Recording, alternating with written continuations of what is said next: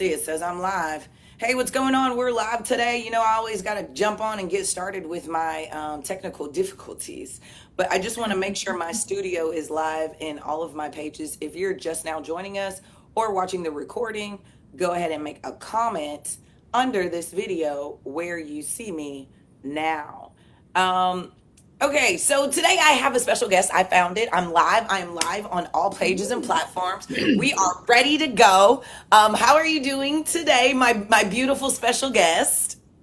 Wonderful. How are you? I'm doing awesome. So I just want, for those who are going to just be meeting you for the first time, tell us about yourself. Tell us who you are. How did you land here on this podcast?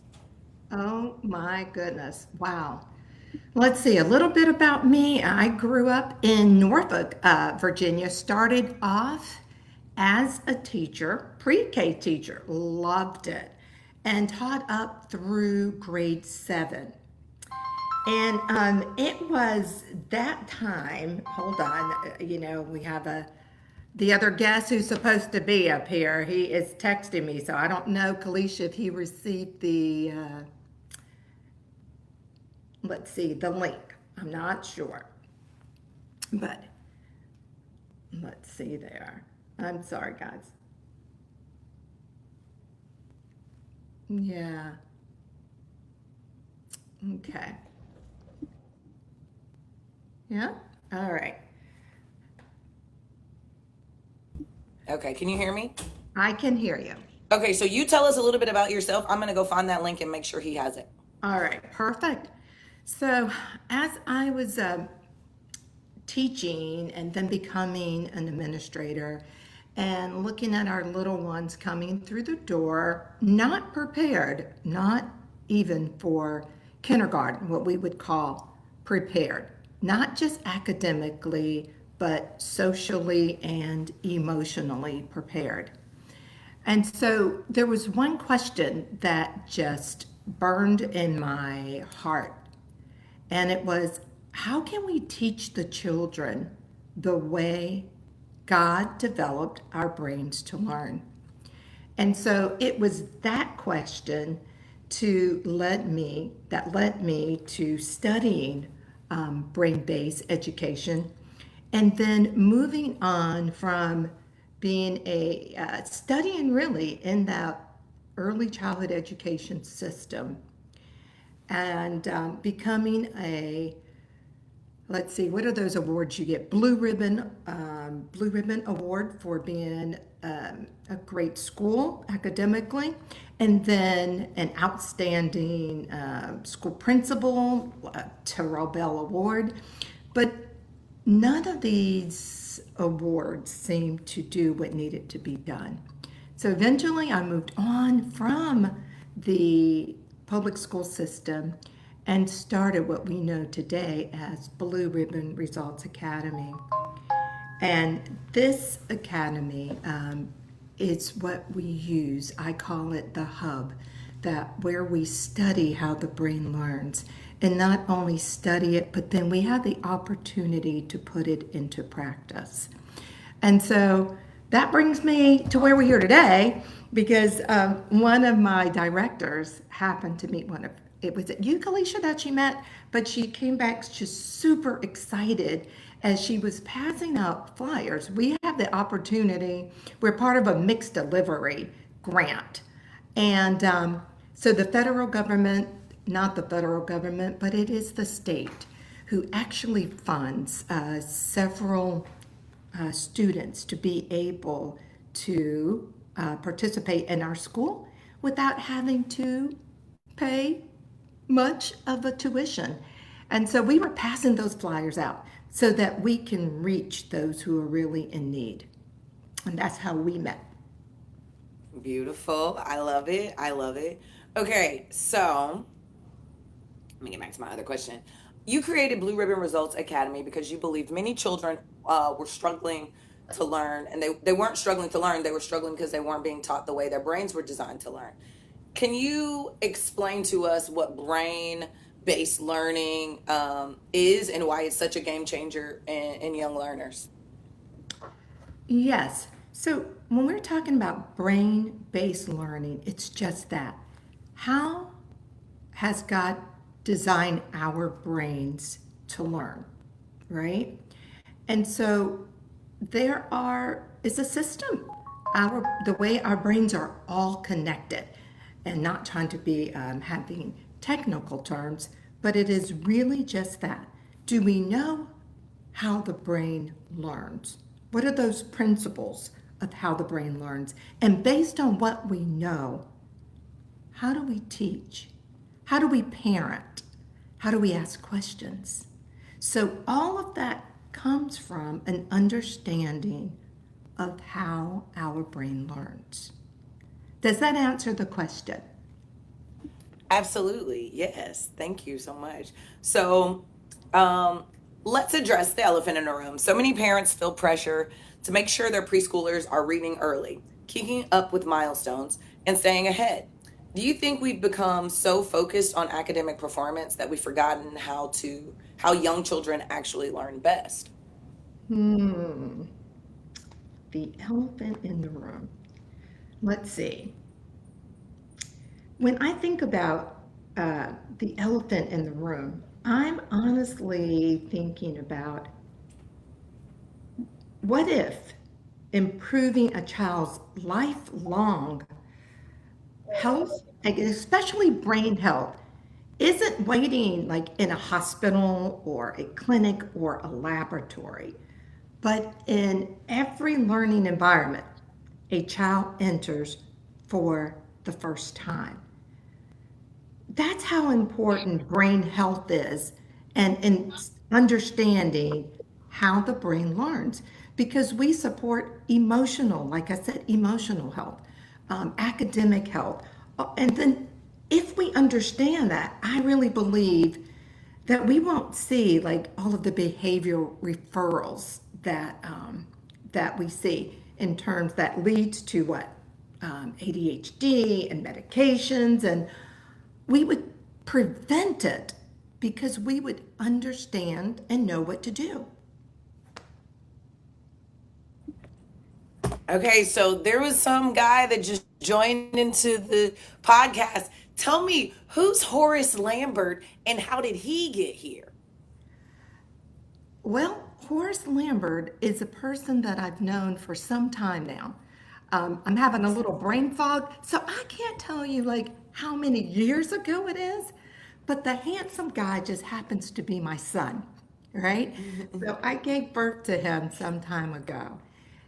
An incredible guy who went to school for biomedical physics and thought that he would be out there helping to cure cancer.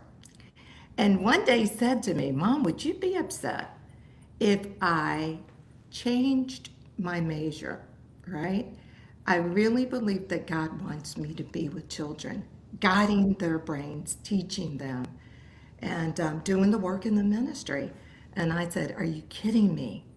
And I was praying at the time that he would say he would come and join me one day. But I didn't say anything at that time. I allowed him to think and pray and all. And so the day that he said he was going to join Blue Ribbon, oh my gosh, my soul I I was know so your overjoyed. heart. Oh yeah, it was like screaming out loud, as the young people tell me. So yeah. Hey, Horace, thanks so much for joining us. I'm so excited. Don't forget to unmute yourself. I just want Good to hear morning. a little bit about you. Tell us where you are now. We've seen the person that gave you the head start here. She's one of our expert parents and Oh yeah. educators. Tell us a little bit about you, what you do now, and maybe hmm what are some of the projects that you're working on for the viewers that are watching today. yes, ma'am. Of course, my Horace Lambert III, and I have the privilege of working at our Norfolk location of Blue Ribbon Results Academy. Um, I'm the executive director, so I do work with the Dumfries location as well. I'm on site in Norfolk. As she mentioned, my major in college is medical physics, and so that's the imaging and treating of diseases using radiation. And so I did. I really did enjoy that. I enjoyed the problem solving, figuring things out, and even during that time, I loved teaching. And so I love taking difficult concepts and breaking them down. So of course, being in the physics field, a lot of my courses are a little bit more difficult. And so I love that critical thinking and how can I break this down? When I presented my research at places, I like to think, one of my biggest accomplishments um, was we had a research presentation at University of Florida, and it was using polarization angles to treat a certain cancer. And I wanted to take it and make it as simple as possible. And so we're at University of Florida and it's open so anybody can walk around the campus and see what we're presenting. And there was an elementary school child and his mom came up to me and he said, your presentation is the best because he can understand it. And so that's kind of always been something that brightens me up. And so even when I decided to take a break from that and go into the ministry at that point in time, it was campus ministry that I was leading over at Hampton University. I kept even when I got out of the program, I was still like tutoring people and tutoring. And so I wanted to figure out, okay, what can I do to where I can use what I've learned and still pay my bills. So transitioning into teaching for a while. So when I was about to transfer back into medical physics, Dr. Holas, as she said, she reached out and she just had me to think about it before I went back into the field as she was opening up the Dumfries location. If I want to, because I was always part-time. I love technology. So I was helping with the technology and some of the admin things, and just learning about the curriculum, being able to hop in the classroom with the kids and teach. It was all fun. And so just really praying and making that decision. And as she said, a lot of the things that I did college and post-college, I would be in a lot of spaces where it lacked a lot of representation. And it wasn't because people weren't capable, but I think it was because of, how were they taught when they were younger? What were they introduced to, And so, of course, with Dr. Hollis at my house, I received a bit of homeschool and school. Okay. And so as I thought through it, I thought, if I were to really focus in on that preschool level, yes, I'm in these spaces where we're treating cancer and we're improving the treatments and whatnot. But I would love to be in a space where I'm inspiring even more people to do better than what I've done, So I'm one person in this field having fun, but how about we can teach critical thinking and the self-regulation, all these things at a younger age, they can grow up and do way more than, the things that I've accomplished. So that was kind of my motivation to I really think I love going into this field. And for a while, even every now and again, I still do tutor when people need assistance. But really focusing on making sure the families are taken care of and the children are set up for success. It's just super exciting. No, this is so good to hear from someone who's experienced the parent that has instilled the educational values and also the core values. So you are saying the same things that she said when she first came on, which lets me know the message landed and it stuck. Now, my kid is 20 and I want to know from you, how do I get him to join me, right? So my audience are, some of them are new moms, some of them are new to homeschooling, some of them are just jumping out there and putting themselves out there as far as being the one to bring the education in front of their child, and maybe they're having to choose, or maybe they're feeling like they don't really know. So hearing from someone who experienced their parent enforcing education and core values as a philosophy and also a lifestyle, not just because she said so, but because by her example that was the standard of your family. Give me some things that you think maybe will help parents find confidence, because you are working with the children. You do see how they are impacted. You are understanding, and they're not necessarily yours. So you can actually teach us, like, hey, these are some of the things that I'm seeing, and I know because my mom, she carried me in this way through my education. Give me some things that you're noticing that would be great to implement if you could encourage more parents to do that. I'd say probably one of the largest ones is knowing and being aware of age appropriate behaviors. I think sometimes even as parents, those are some of the things that can cause anxiety when we see our children acting a certain way, or even something as simple of a child lying.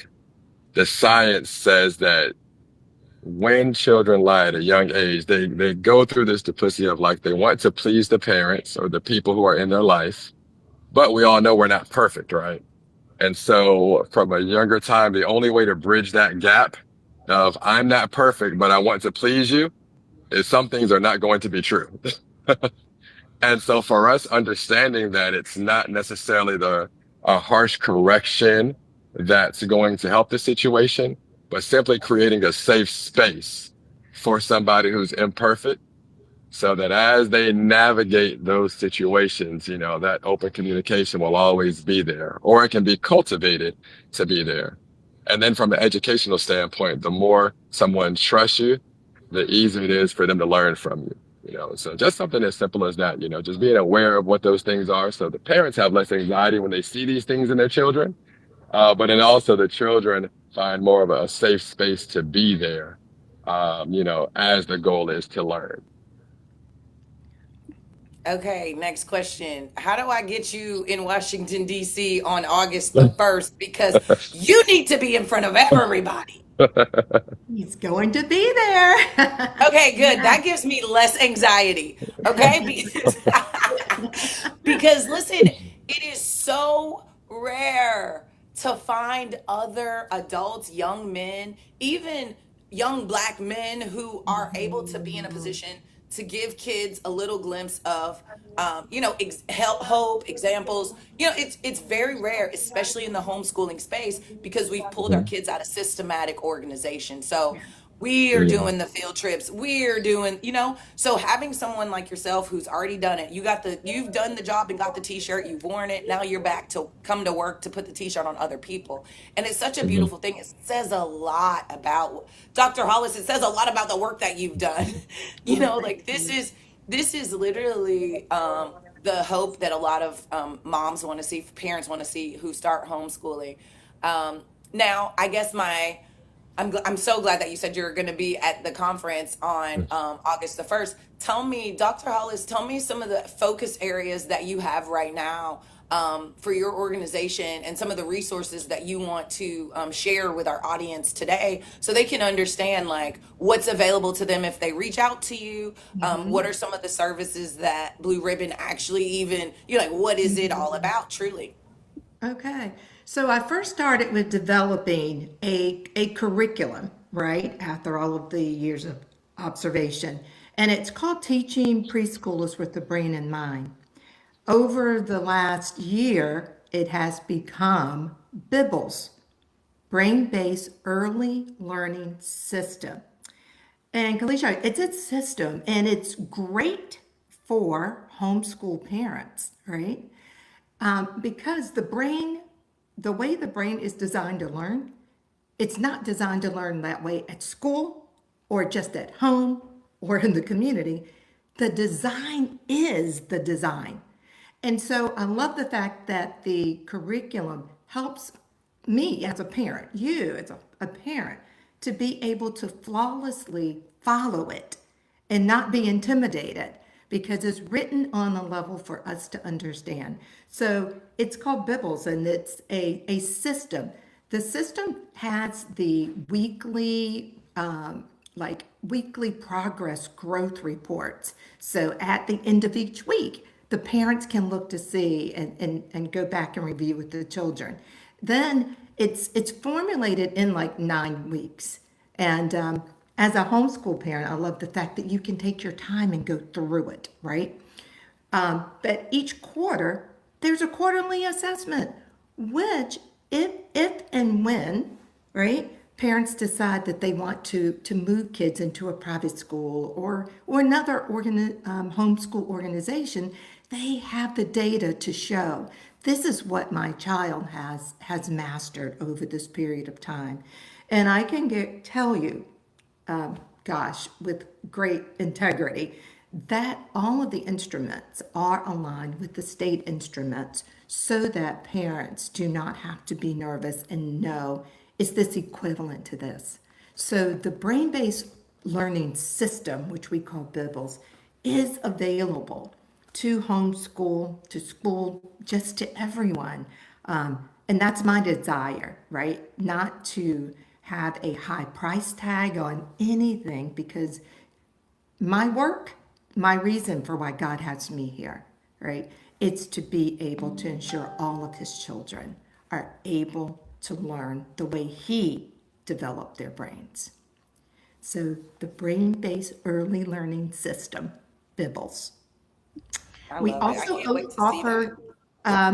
offer, though, trainings for parents. So we have, you can't put brain base out there and then you don't train.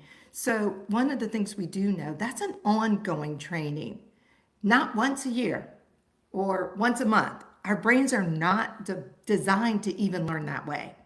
So weekly, we are teaching our teachers to teach the children that they are receiving each day, every single week. That's how important it is, that the way that mind and that brain develops. And we want to invite our homeschool parents to become a part of that.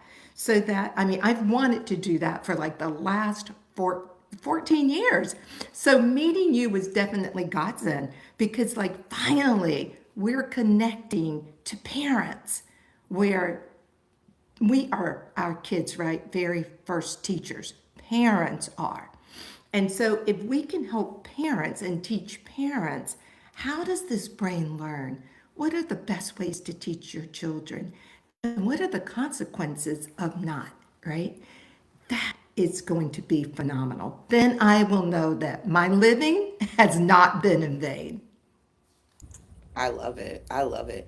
So I have another question. Um, your students are consistently entering kindergarten reading or at or above first grade reading level, but your approach is much more than academics. What are some of the simple brain-based strategies homeschool parents can use every day to help young children build confidence and curiosity?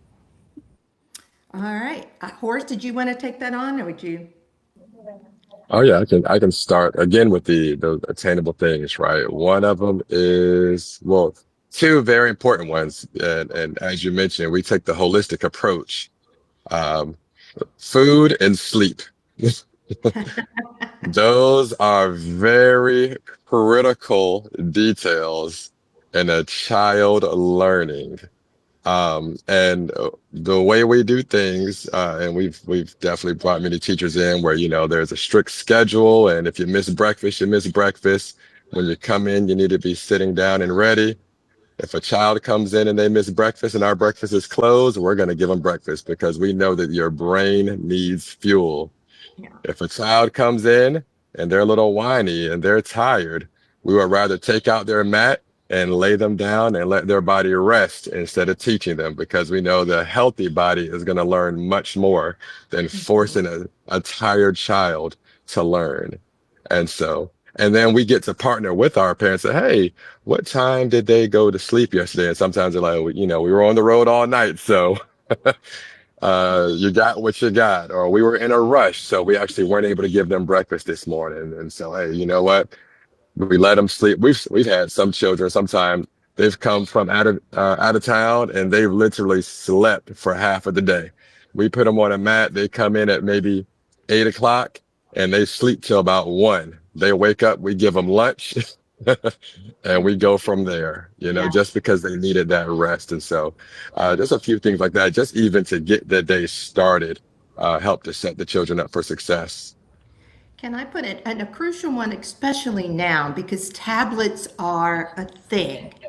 And pediatricians are saying, limit the tablets, because we're going to have children wearing glasses more than any other generation before, and having hearing. Hearing could be, they said going deaf, and hearing aids would be a thing. But we know that when the children are using the tablets, their language, their communication lot less. They don't have that need, that urgency to talk to people. So I would even see that in my own grandson. I'm like, how often is he on that tablet? So we want to make sure as parents that we have a very strict limit with children on a tablet. So if they are using it for learning purposes, then other fun purposes, you're going to have to look at how much time. So totally looking at the time. One of the things, okay, Horace, I don't know if you wanted to jump back in, but the tablet is huge, huge with me, looking at the pre-K 2 students and all the way up through high school. You can tell the children who are on tablets all day versus those who are outside running around and asking questions, right?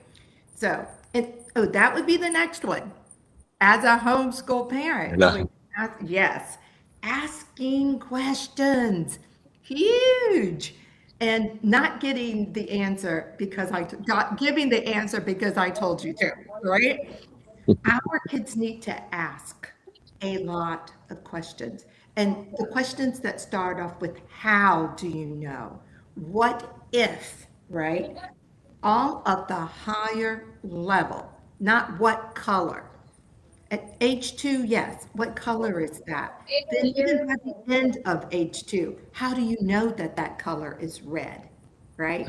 Two colors create red. We want to develop thinking in our kids so that as they move on to go to college, when they take those tests, it's not like, oh my goodness, all of these decisions, their brains have been trained how to look at a question, how to determine an answer to that question. So asking a lot of higher level questions. Horace, um, did you have something else you wanted to add to that? yes, even for the tablets, and we like to even empower people. We know that people have long days, have long work days, a lot of stress, and the tablet can be a babysitter, at times to just help give us a break, give us some relaxation.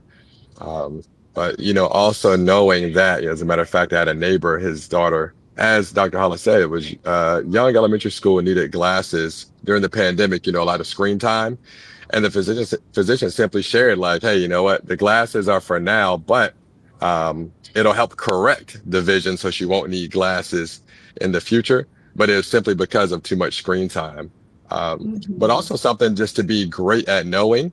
The science is saying that biologically we're created to learn best from another human being.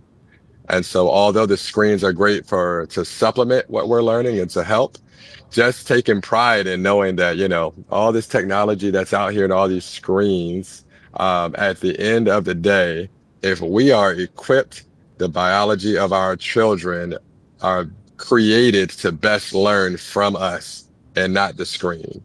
And so I think it's just encouraging just knowing that, like, oh wow, as long as I'm equipped, like the children are created to best learn from me and not a screen. So just No, taking I love pride in that. that.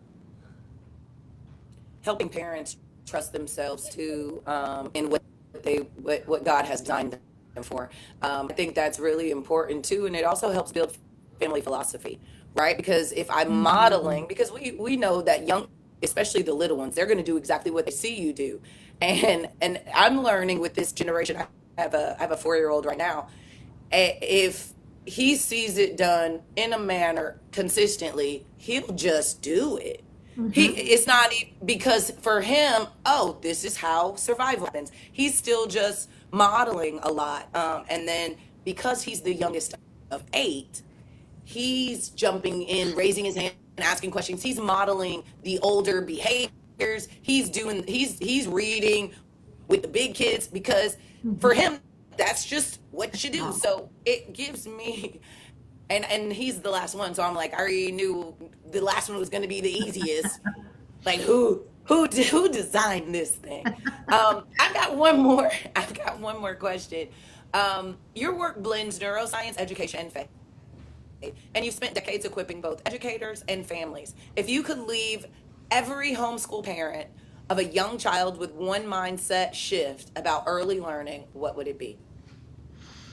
And you both can answer. All right. And Horace looks like he's ready.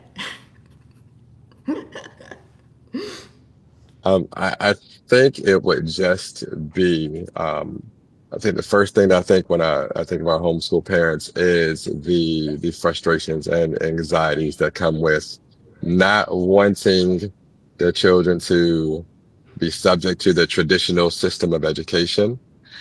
And Mhm. so the only other alternative is a homeschool. Um, but then at that point in time, just not being secure and like, am I able to do that? And so one, just being patient with yourself, having grace on yourself, and knowing that, in situations like this, even with Dr. Hollis up here, like the resources will come, they are available to you. And one thing that even our teachers love, again, about the curriculum is it's scripted. And so we could have someone that we hire yesterday. We've had this happen with our class observers that come to our classroom to see how the engagements with the children are going. And they're like, oh man, how long have you been working here? That was excellent. And the teacher's like, 3 weeks. And she's like, what? But it's just because the resources that have been given are very, as Dr. Hollis shared, it makes it very easy to follow. And so the kids can have so much success with the resources that are given. And so just being able to work together, have grace on yourself, have patience, and just really be aware of, again, those age appropriate behaviors. So we're not too stressed out because we see our children acting in a certain way, but we just know that's just a part of the development. But also just taking advantage of the different resources of teaching, and just being able to say, hey, if it's the brain-based learning, I can read this script with the excitement. We tell our teachers, just make it come alive. That's your job. It's already been created. Your job is to make it come alive in the classroom. And so just to make it come alive, at the homes, at the end of the day, our classrooms are just like a room that's at the house, We want to cultivate that same environment of a holistic learning environment. So, yeah, so just grace, patience, using those resources and working together, I think, will help soothe the anxieties, but also just have an effective learning system at home too. I like that, Horace. Yeah. Let's see if I could leave every parent with one mindset shift. I would say stop measuring how much your child knows and start nurturing how your child learns. A child's brain is developing every moment of every day. Learning is not simply about like memorizing letters or facts or numbers, but it is about building the neural pathways that support thinking and language, curiosity, right? Self-regulation, creativity, and problem solving. So when we understate how the developing brain learns, we become less anxious, right, about rushing childhood and more intentional about cultivating it. So instead of asking, is my child keeping up? We begin asking, is my child's brain developing the way God designed it to develop? So that single question transforms the way we teach, discipline, encourage, and connect with our children. So children don't need more pressure, as Horace was saying. They need environments that honor how God designed their brains to grow. So when we teach the brain the way it was created to learn, academic success becomes, it's a natural outcome, not the ultimate goal. So the true goal is raising children who love learning, think deeply, regulate their emotions, and joyfully use gifts God has given them throughout their lives. Yes. I'm going Wow, to thank stop you right so there. much. No, that's good. That was it. Listen, I am so excited that I'm just now meeting you guys and learning about this right now, because I want to come check out the classrooms. I want to see all the teachers. Like I am so overwhelmed that God is just bringing so many amazing dedicated warriors to the forefront Mm, for our yeah, children. And right. the diversity that I'm learning about, that there's so many of us who've already created our thing, and that it really is like now we're just looking for everybody that needs it. And I feel like I'm just like I am so excited at the fact that you guys have done the work to understand the systems, to be able to apply it to multiple different levels of age, and also reassuring parents and equipping the person in charge of the education, holding them accountable, making sure they understand that what they're doing isn't just regurgitating information, bouncing it onto a child, but there really is purpose behind the delivery and even the timing, and all of these things matter. And sometimes I find myself looking around like, does anybody else see what's going on with the babies? And and even sometimes with the parents, Yes. it's like, come Yes. on guys, don't you understand what we're in charge of here, what we're responsible Hmm. for here? These are our people that are going to be ahead in 20 years. They're going to be taking care of stuff. So we've got to really, and it's going to be a totally different place outside. It's going to be Yes. a totally different place outside. So we're preparing our children right now for a future that we can't fathom because they're going to build it. And if we you like if we're not giving them Hmm. everything, it's just it's just like it's affirmation for me. It's an affirmation for me. It's letting Right. me know that I am aligned with God's purpose, because I'm meeting more people who are literally Mm, spot on. Horace, I'm telling you right now, hired. You are like, put him on the stage. Like, I am so serious. Your mom has done an I hope that can amazing job. happen. Listen, it's done. I'm in charge. I get to make those kind of decisions in my seat. Wow. Well, we'll I'm tell just you, really Talita. proud. I'm just really proud. I feel Mm, like exactly this is what I mean when I say put everything you have into your child and watch what they bring you back. This is what I mean. mm, Now watch what this man just said. Really, like if you're watching the Facebook live, or you're watching the recording, if you're new to educating your child, or if you're new to understanding that that's been your role all along, right? Because sometimes we run into the mindset that I'm going to give that task to someone else, and really truly you still have the rest of the percent of time with the kid, and you got to show them stuff. So I'm just really like, I'm mhm. overwhelmed with joy that you all are, number one, you said yes. Number one, you said yes, and that God's bringing us all together. I can't wait to see you guys in Washington D.C. So I normally wrap up my calls giving the guests the opportunity to tell us how we can find you, if there's websites, links, if you've got an event coming up, please promote, promote, promote, plug. This is not a shameless plug. This is the plug. I want you to tell us everything that you guys have going on, because I know once people come back and they see this replay, I've got some people who are watching live right now. If they're gonna look for somebody, they're gonna be looking for y'all. I'm telling you right now. Well, amen to that. All right, Horace. My- Would you like to share, Horace, how they can find us? Yeah, sure. So you can go to our website, www.blueribbonresults.org. Um, if you type us in, you can see our Google reviews, things like that. We love our parents to be able to share so that others can get a real time view of like what the experience is. Um, we're running some promotions for military families right now, and we're just really trying to get a push for folks to understand that, as we said in here, we're definitely here. And one thing that really sets us apart from others is a lot of families come in and they feel like it's at home, you know? And so we love the fact that we get to serve the community that way. And so schedule a tour in the area, come see us, come check us out, come feel the love, in our school building. And also just look out for that curriculum. So for those who have that decision, like, hey, I totally want to teach my kids or even someone else's kids at home. we're developing and putting those resources, packaging them so that everybody can really feel confident in teaching and then even be taught so they're aware of what to see in their children, what to recognize. So we're not feeling more anxious, but we're really more confident in those engagements we have with our children, whether they're at school or at home. Yeah. And on my level, I'm definitely hoping that we can connect with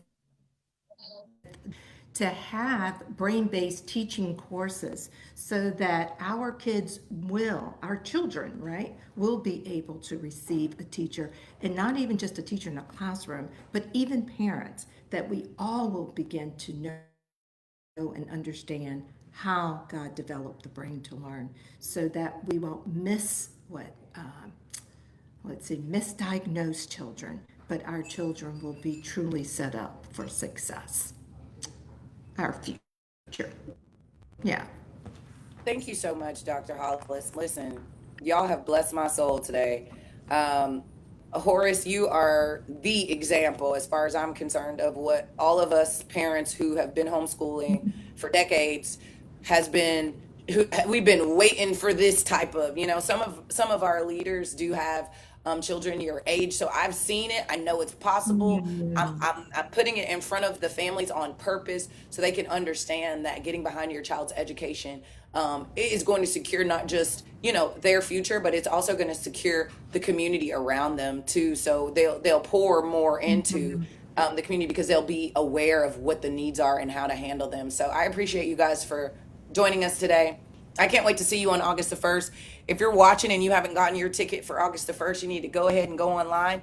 We still have general admission tickets available. All of our leadership luncheon tickets are sold out on the leadership luncheon. I'm really excited about that. We're trying to burst the seams at Howard University on August the 1st. Our goal is to make such an impact that they ask us to come back because we've brought them so much impact. And I'm really excited to be on the campus that day. On July the 31st, we're going to be at the Washington, D.C. African American History and Culture Museum, taking our second annual Meet Me at the Museum field trip.